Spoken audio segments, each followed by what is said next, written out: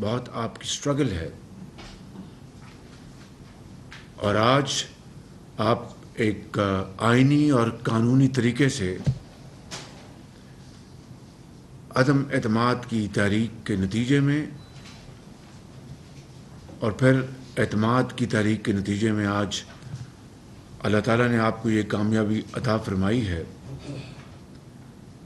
اور یہ اتحاد یقیناً جو کہ پاکستان کی تاریخ کا ایک خاصا وسیع اتحاد ہے، جس کے اوپر تحسین بھی کی جا رہی ہے اور نکتہ چینی بھی کی جا رہی ہے.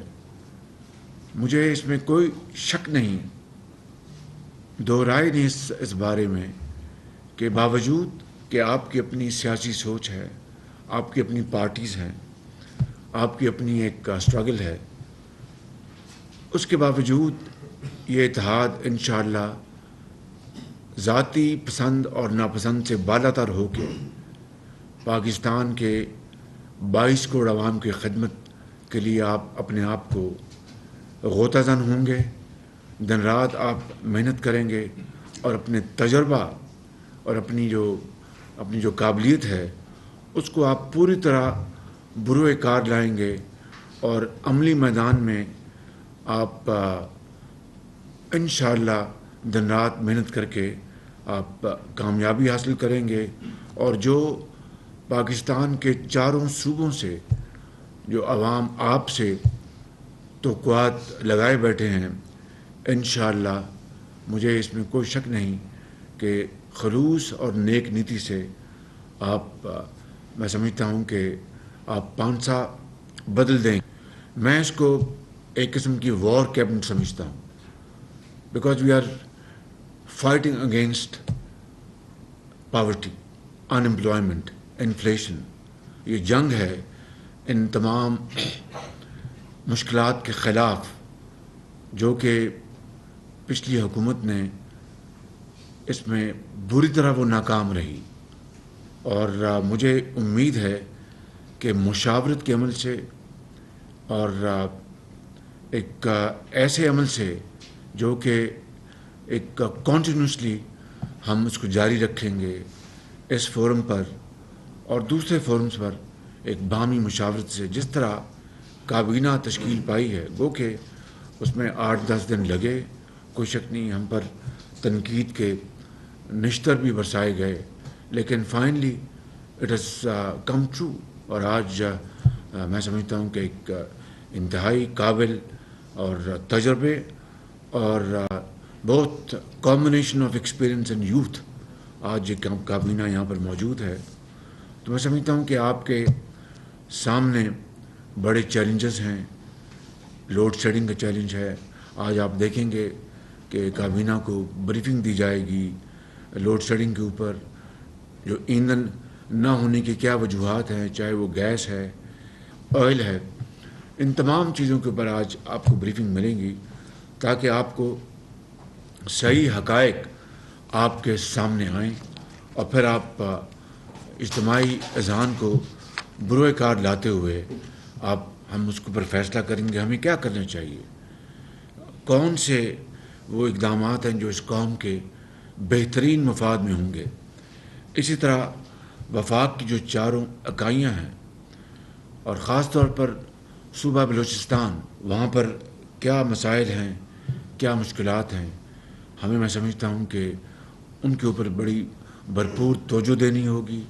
ان کے مسائل کو حل کرنے کے لیے ہمیں اپنا پورا ہم نے جو قد جو ہے اپنا زور پورا استعمال کرنا ہوگا.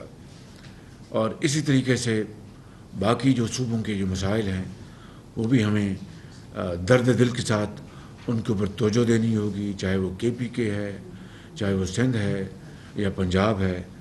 ہمیں یقین مانیں یہ ایک چیلنج بھی ہے اور اپرچونٹی بھی ہے. یہ چینی کہاوت ہے، wherever there is a challenge there is also an opportunity.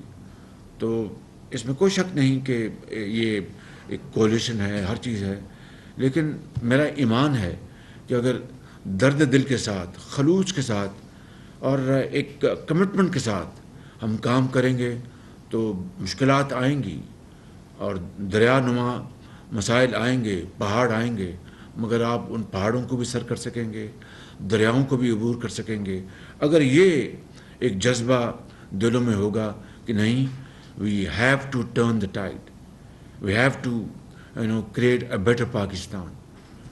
مشکلات آئیں گی، ایزیئر سیڈ دین ڈن، لیکن یہ سب کچھ یہ آپ کے اوپر منحصر ہے کس طرح آپ انشاءاللہ ایک باہمی مشاورت اور یگانگی کے ساتھ اس معاملے کو آگے لے کے جا سکتے ہیں. یقیناً یہ پاکستان کی ایک پہلی وہ کابینہ ہے جو ایک جھرلو کی پیداوار حکومت کو آئین اور قانون کے راستے ہٹا کر معرض وجود میں آئی ہے. اور میں یہاں پر یہ عرض کروں گا کہ یہ ملک قرضوں میں ڈوبا ہوا ہے، لیکن ہم نے اس ڈوبتی ہوئی ناؤ کو اب کنارے لگانا ہے.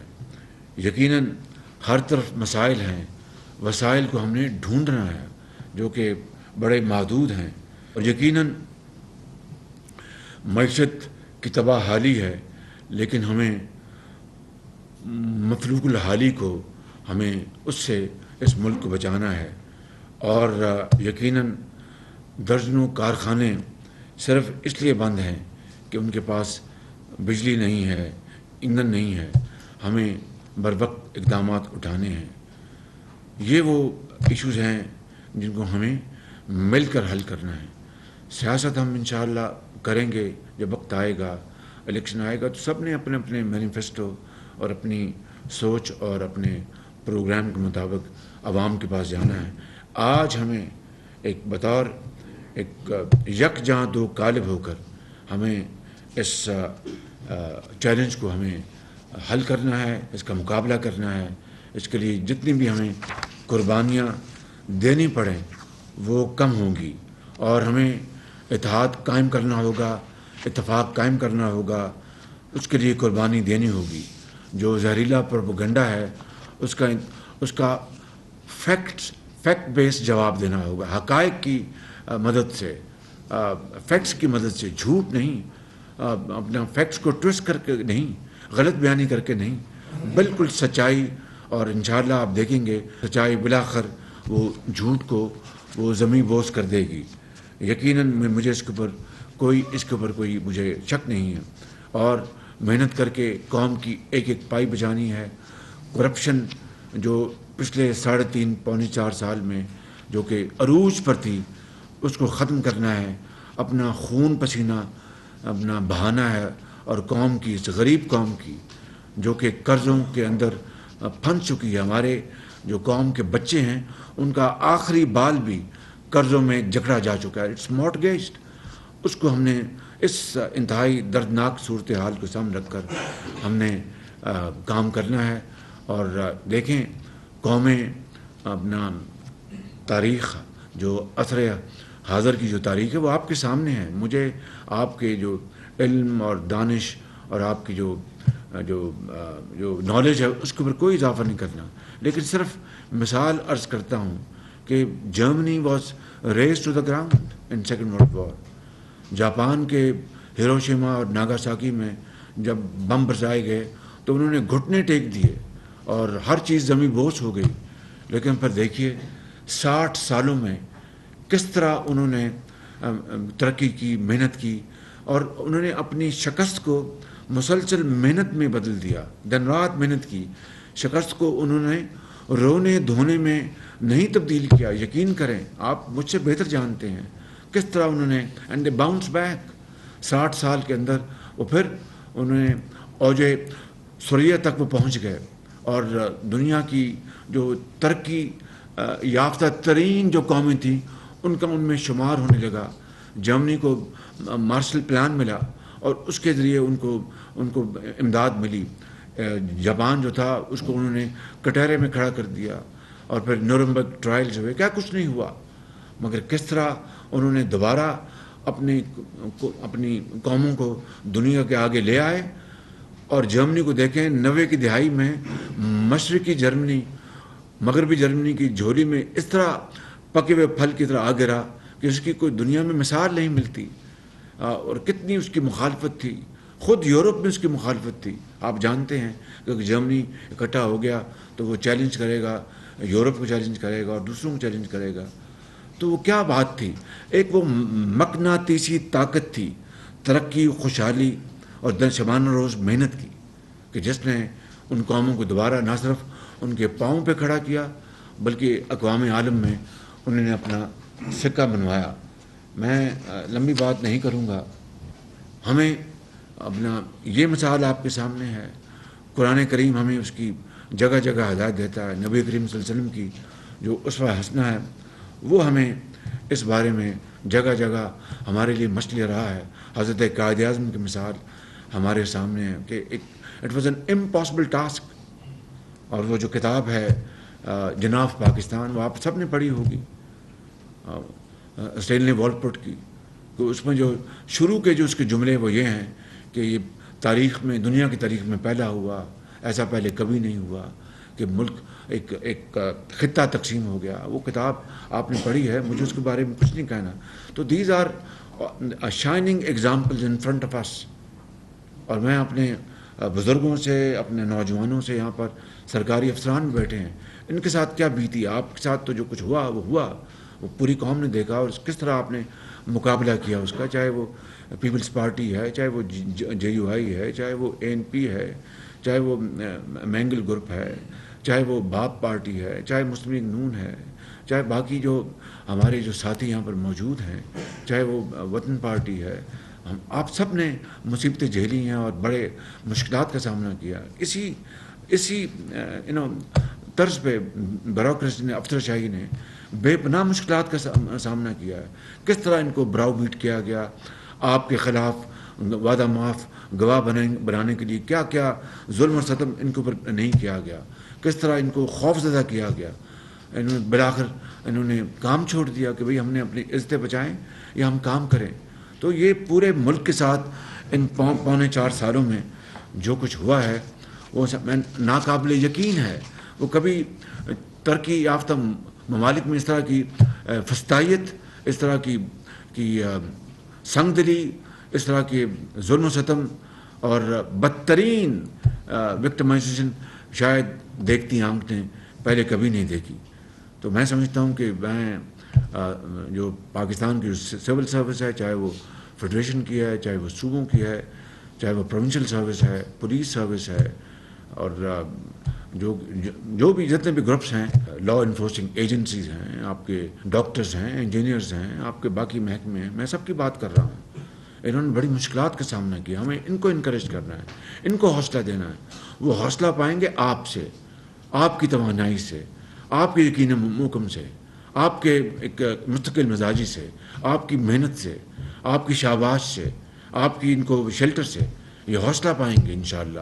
اور پھر آپ دیکھیں گے کہ اپنا دن جو ہیں، دن رات جو ہے وہ بدل جائیں گے، اور پاکستان کے عوام جو ہیں وہ اس تکلیف اور دکھ کو آپ ان کے لیے خوشی، ان کی غمی کو خوشی میں بدلیں گے. لیکن یہ ایک میجک وینڈ سے نہیں ہوگا، کوئی جادو کی چھڑی، کوئی کام نہیں آئے گی. رب تعالیٰ کا بھی حکم ہے کہ محنت کرو، پھر مجھ سے میرے فضل کے لیے دعا مانگو، میرے آگے جھکو. یہ ہے وہ پرنسپل جو کہ اقوام عالم میں اور مسلم قوموں میں اچھی طرح جانا جاتا ہے. 6ٹھی کلاس کا بچہ بھی اس کو جانتا ہے. وہ قرآن کریم میں آپ نے واقعہ پڑھا ہوگا. 2 بھائی تھے، ایک کا بڑے زرخیز وہ اپنا ان کے تھے، وہ ان کے فارمز. تو ایک کا اپنا کہا، اس نے بڑا ناز کیا کہ میں نے بڑی محنت کی.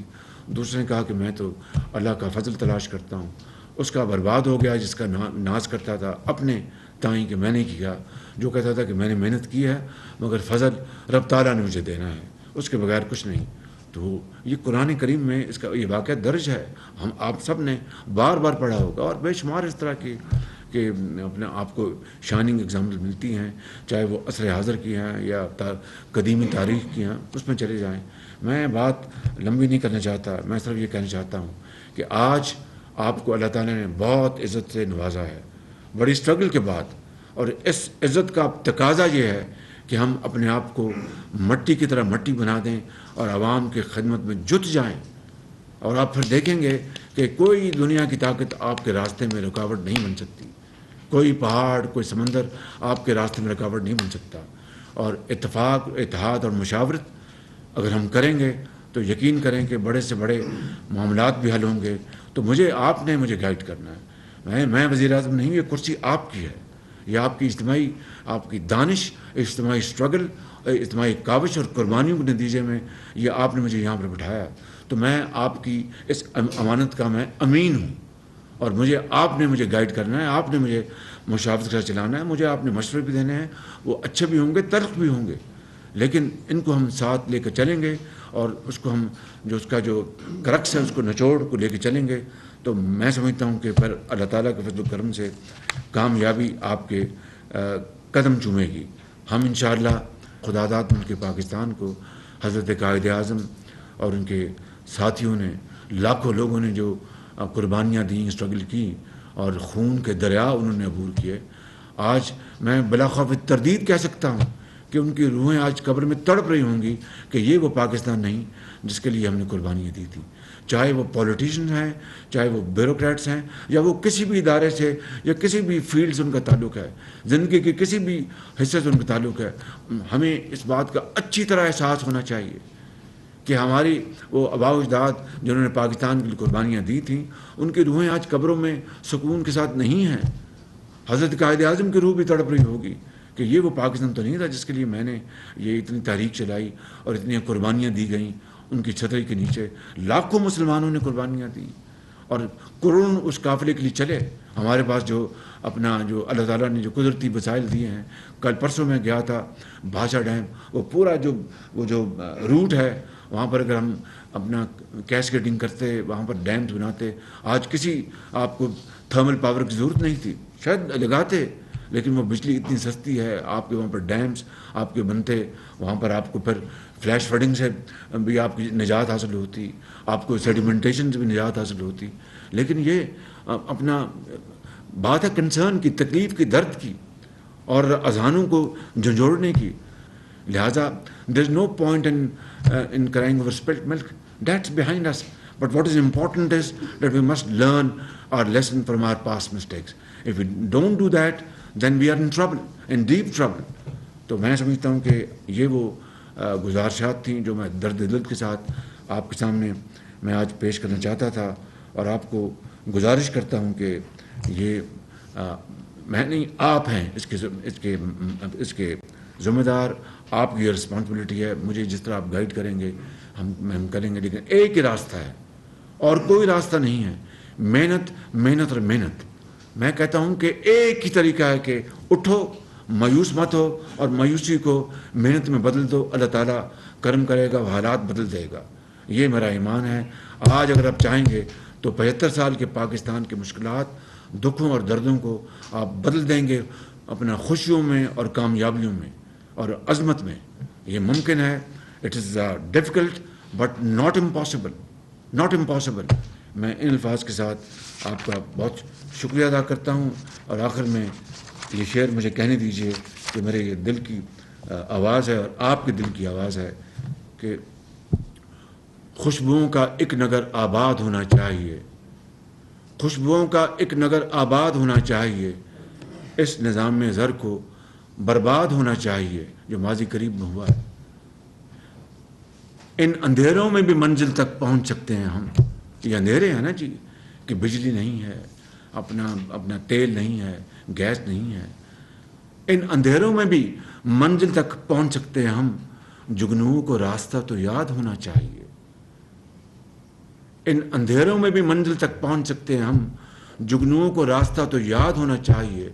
اور خواہشوں کو خوبصورت شکل دینے کے لیے کہ ہم نے جاپان بننا ہے، ہم نے اپنے جرمنی بننا ہے اور ہم نے دنیا کی بہترین قوم بننا ہے، تو اس کے لیے پھر قربانیاں دینی پڑیں گی. اگر عوام کو خوشحال کرنا ہے تو پھر ہمیں قربانی دینی پڑے گی. ایسے نہیں کہ ہم خواہش کریں کہ ہم اوج ثریا پر پہنچ جائیں اور قربانی نہ دیں، اثار سے کام نہ لیں. خواہشوں کو خوبصورت شکل دینے کے لیے خواہشوں کی قید سے آزاد ہونا چاہیے. خواہشوں کو خوبصورت شکل دینے کے لیے خواہشوں کی قید سے آزاد ہونا چاہیے. اور ظلم بچے جن رہا ہے کوچہ و بازار میں، عدل کو بھی صاحب اولاد ہونا چاہیے. آپ کا بہت شکریہ. I am very very grateful.